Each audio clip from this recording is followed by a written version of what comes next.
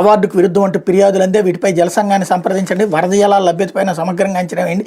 AP ప్రభుత్వానికి EAC సూచన, TOR రూపకల్పన నిరాకరణ, బనకచెర్ల ప్రాజెక్టు ప్రతిపాదన వెనక్కి, రాష్ట్ర జలవనరుల శాఖ తీవ్ర అసంతృప్తి, లోతుగా చర్చించాక కార్యాచరణ ఖరారు.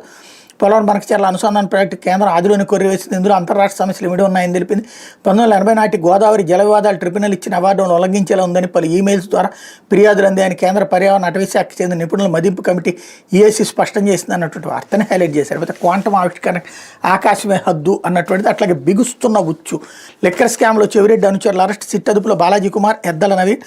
మధ్యప్రదేశ్లోని ఇండోర్లో దొరికిన నిందితులు స్థానిక కోర్టులో ప్రవేశపెట్టిన అధికారులు. ట్రాన్సిట్ వారెంట్పై నేడు బెజవాడకు తరలింపు.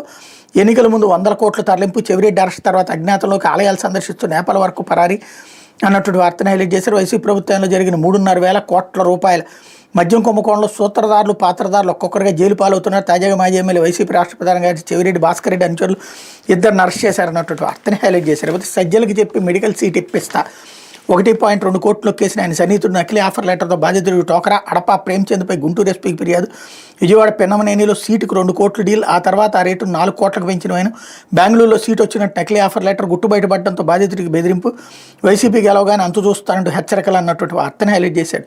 ఎవడో ఏదో అక్రమంగా వాడేదో తప్పుడు పని చేస్తే దానికి వాడెవరు పేరు చెప్తే వాడు ఇప్పుడు వచ్చి ప్రతిపక్షంలో ఉన్నప్పుడు వైసీపీ వాళ్ళు ఇప్పిస్తారు సీట్ అంటే నమ్మిన వాళ్ళని ఏమనాలా, లేకపోతే ఈ వార్తలు రాసే వాళ్ళని ఏమనాలా?